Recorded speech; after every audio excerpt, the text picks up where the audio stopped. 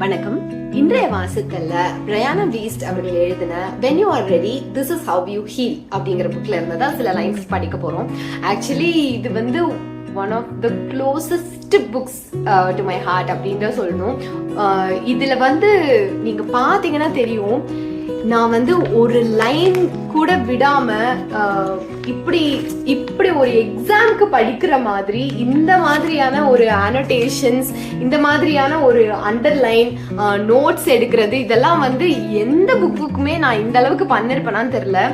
எனக்கு வந்து ஒரு கட்டத்துக்கு மேல அண்டர்லைன் ஹைலைட் பண்ணி எனக்கு டயர்ட் ஆயிடுச்சு. ஒவ்வொரு வார்த்தையும் ஒவ்வொரு வரியும் ஏதோ நமக்காகவே நம்ம சூழ்நிலைய வந்து ஆத்தர் தெரிஞ்சுக்கிட்டு பக்கத்துல உட்காந்து கவலைப்படாத அப்படின்னு ஆறுதல் சொல்ற மாதிரி.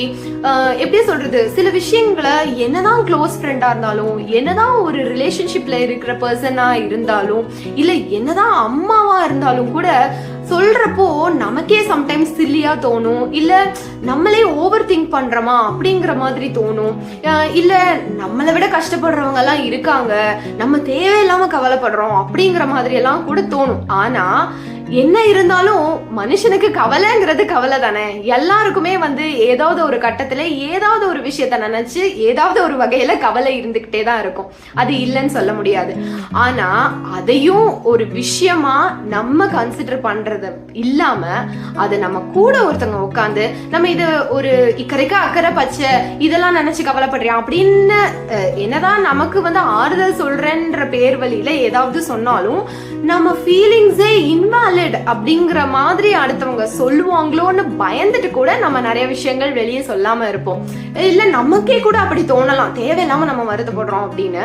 ஆனா உங்களுடைய அது வந்து வேலிடா இருந்தாலும் சரி, இன்வாலிடா இருந்தாலும் சரி, நிஜமாவே நீங்க கஷ்டப்படுறீங்க, அந்த மாதிரி எந்த மாதிரியான ஒரு அன்கம்ஃபர்டபுள் ஃபீலிங், இல்ல ரொம்ப மனசு கஷ்டமான ஃபீலிங் எதுவா இருந்தாலும், எந்த நேரமா இருந்தாலும் நீங்க இந்த புக்கை எடுத்து படிச்சீங்கன்னா யாரோ ஒருத்தங்க எக்ஸாக்டா அந்த செகண்ட்ல அந்த சிச்சுவேஷன்ல நீங்க என்ன ஃபீல் பண்ணிட்டு இருக்கீங்களோ அதுக்கு உண்டான ஆறுதல், நீ இப்படி பண்ண அப்படி பண்ண. சில சமயம் நமக்கு வந்து அட்வைஸை விட ஒரு பக்கபலமா சாஞ்சிக்கிறதுக்கு ஒரு தோல், அந்த மாதிரி. அதுக்குன்னு இந்த புக் வந்து நீ பண்றது எல்லாமே சரி, நீ செய்யறது எல்லாமே சரி, நீ வருத்தப்பட்டுக்கிட்டே இரு அப்படின்னு சொல்லல.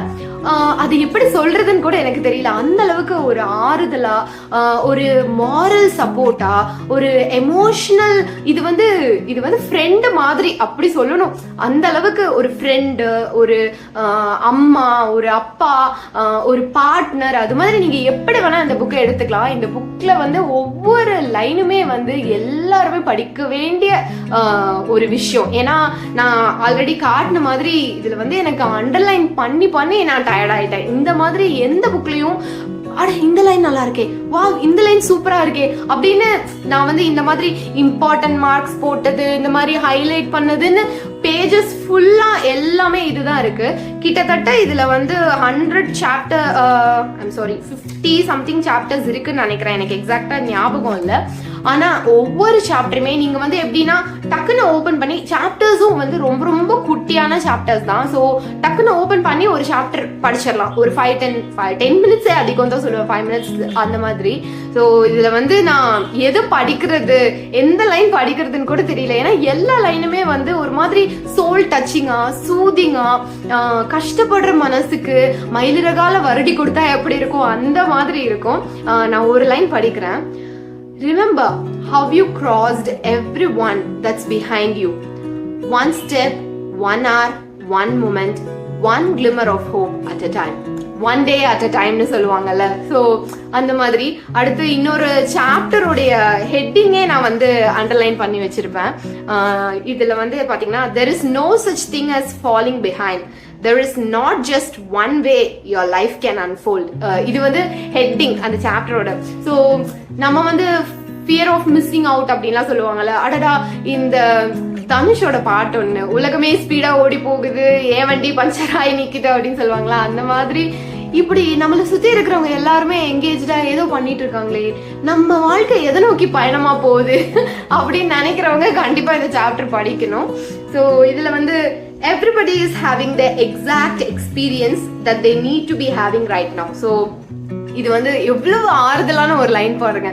நீ வந்து பின்னாடி இல்ல தம்பி, நீ இப்போ எங்க இருக்கணுமோ அங்கதான் இருக்க, உனக்கும் அடுத்தவங்களுக்கும் கம்பேர் பண்ணிக்காத. அந்த மாதிரி we aren't often told what to do if we don't quite get there when everyone else does, if our big milestones or letdowns.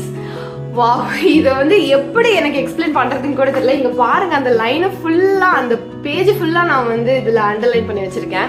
So நம்ம கிட்ட சொல்றதே இல்லை. அதாவது சின்ன வயசுல இருந்தே 3 வயசுல முகம் பார்த்து, 3 மாசத்துல முகம் பார்த்து சிரிக்கணும், 6 மாசத்துல தவழணும், அப்புறம் 8வது மாசத்துல 8 அடி வைக்கணும், 3 வயசுல மூளையில இருக்க பேச்செல்லாம் வரணும்னு பிறந்த செகண்ட்ல இருந்து, பிறந்த உடனே அழுகணும், அதுல இருந்து நமக்கு வந்து ஒரு மைல்ஸ்டோன் செட் பண்ணிடுறாங்க. சோ இந்த வயசுல கல்யாணம், இந்த வயசுல படிப்பு, இந்த வயசுல குழந்தை, இந்த வயசுல வேலை, இந்த வயசுல சொந்த வீடுன்னு நமக்கு அப்படியே ஒரு மைல்ஸ்டோன் செட் பண்ணிட்டே வராங்க. But no one tells us அந்த வயசுல அந்த மைல்ஸ்டோன் அச்சீவ் பண்ணலன்னா என்ன, சோ வாட் அப்படின்றத பத்தி யாருமே பேசுறதே இல்ல. சோ அது வந்து நமக்கு சின்ன வயசுல இருந்தே அந்த மாதிரி திணிச்சிட்டே வர்றதுனால அந்த வயசுல அதை நம்மளால அச்சீவ் பண்ண முடியல அப்படின்றப்போ we feel we are left out, we feel we are failed as a person. நம்ம ஒரு அச்சீவ் பண்ணல எதுவும், we are a failure அப்படிங்கிற மாதிரி. சோ அததான் அவங்க அதுல சொல்லிருக்காங்க. There is not one way for your life to unfold. Sometimes what we learn from being different is more important than what we would learn from fitting in. When we believe that it is possible to fall behind, we place limits on our lives. We think that the point of life is to just arrive at a certain series of checkpoints until we die.